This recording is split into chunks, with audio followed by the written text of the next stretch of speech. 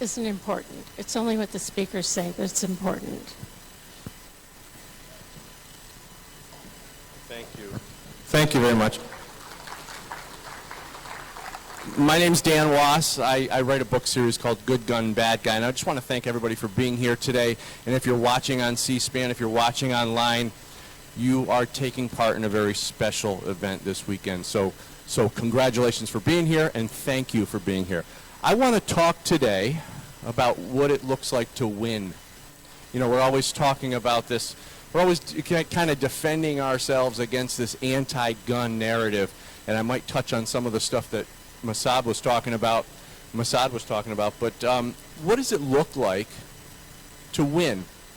And the reason we want to talk about the narrative is because the narrative is very important. If we don't defeat this anti-gun narrative, we're going to be living in it forever.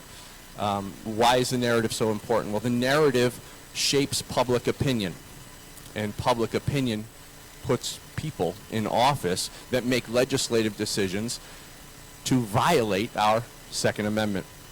So what does winning look like? Well, winning looks like the Bruin case. We just had a decision in the Bruin case that a success, a level of winning and a level of success that we haven't seen in decades. I know the feeling I had, and I was like, I can't believe this happened. This is really great. This is where the Supreme Court rolled up the Constitution and hit the New York State legislature right over the head with it. And they deserved every bit of it. So, but we talk about the narrative, and we talk about how it shapes public opinion, so we got to go back to 1994 and the so-called assault weapons ban. Do you remember Dianne Feinstein holding up that AR-15 saying, this is the problem, this is what we need to get rid of.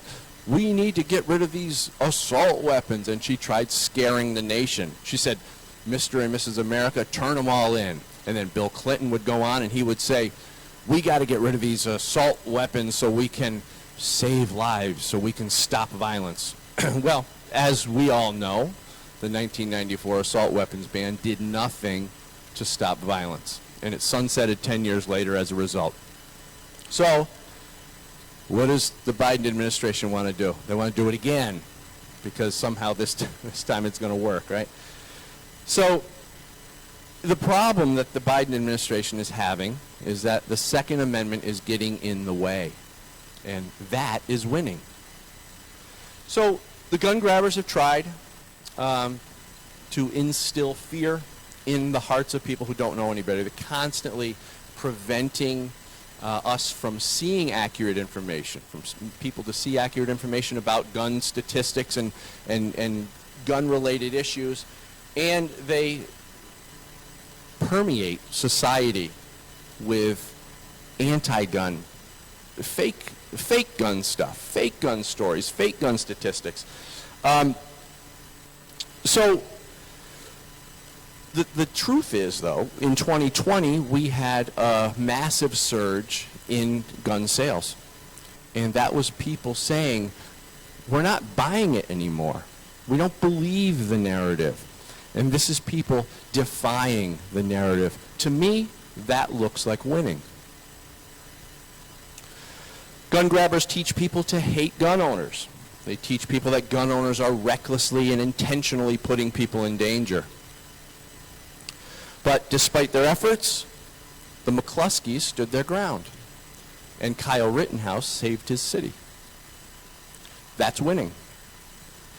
So let me talk about, for a minute, the two human emotions that they are able to target when convincing people to go anti-gun, people to support anti-gun legislation. They use our emotions against us. They use fear and hate, the two strongest human emotions. People might say, well, love is the strongest human emotion. You can get just about anybody to do just about anything if they're scared enough. You come up to New York, where I live, and you'll see people roaming the grocery stores like zombies with their masks on because they're scared. So fear came in, and it's used all the time as a tool to get people to support gun control, like I said, with Dianne Feinstein and her assault weapons ban and scaring people, but also to teach people to hate gun owners by convincing them that gun owners care more about their guns than the children. Unfortunately for them, we have the Kleck-Gertz study, which showed us that 2.5 million times per year in America, guns are used to save lives. We also had a CDC study that backed up the Kleck and Gertz study, and it showed that defensive gun uses happen about 2.46 million times per year. And then we even had a Georgetown University study that showed us 1.6 million defensive gun uses per year. The studies prove them wrong. And as far as gun owners being reckless and dangerous, it was Jack Wilson and Stephen Williford, two good guys with guns who save lives. That is winning. The anti-gun crowd has injected terminology into the conversation, terminology that we have to deal with on a daily basis, things like assault weapon. So we talked about Dianne Feinstein and her so-called assault weapon. That is just to scare people who don't know any better. The term was brought into the public forum, and it was used to push for gun control. Weapons of war. You know the term weapons of war. This was used by Obama and Hillary, and they loved this term, weapons of war. This is so you can believe that these so-called weapons of war, which they never really defined, are roaming around the cul-de-sac where you live. They're going to pop up at the backyard barbecue, these weapons of war, and they're going to kill everybody in sight. Another one is ghost guns. The new term, term du jour is ghost guns. And what's scarier than ghosts, right? And we all watch horror movies because we want to be scared, and we like the idea of that. So ghost guns, you put ghost in front of the word gun, and you got a scary element for somebody who doesn't know any better. But ghost guns, as we know, are a path to serialization, universal background checks, and ultimately a gun registry, and we all know where a gun registry goes.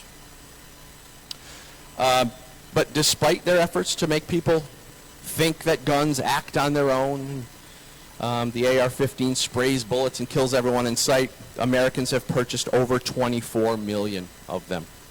We defy that narrative as well, and that's winning.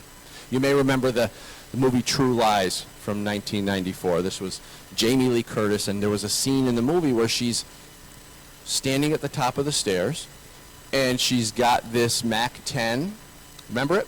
Somebody's laughing over here. They know the scene because she's at the top of the stairs. She's got this MAC-10 is falling down the stairs. It's every time it hits the stairs, the gun flips and it sprays bullets all on its own and kills all the bad guys, right? It flips again, it hits another step, it sprays bullets and kills the bad guys. And it did that all the way down the staircase. This is to show you that guns act on their own, because we know we don't see that in real life. They had to visually create that for you to keep that image in your head so you believe in gun violence. So as much as the political left would love to take over every aspect of your life, including your home, your money, your children, our founding fathers said that they can't do it. Our founding fathers saw these tyrants coming over 200 years away, so they wrote the Bill of Rights. That's winning. When the anti-gun crowd says no one needs to carry a gun in public, as if gun ownership was measured by some metric of need, we help them see that they have a 1 in 275 chance of becoming the victim of a violent act. So what does winning look like? Winning looks like your former anti-gun next-door neighbor asking you for advice because he wants to become a gun owner. Winning looks like your teenager asking you to take them to the range. Winning looks like your spouse deciding that they want to become a concealed carrier. Winning looks like firearms training in schools. Winning looks like packed gun ranges every day. And winning looks like the bad guys being on their best behavior because they know there will be consequences for their violent actions. So just to close, I want to say guns aren't bad, guns are good. And it's our job to help society understand that. And the Second Amendment is not a privilege, it's our right. And thank you very much.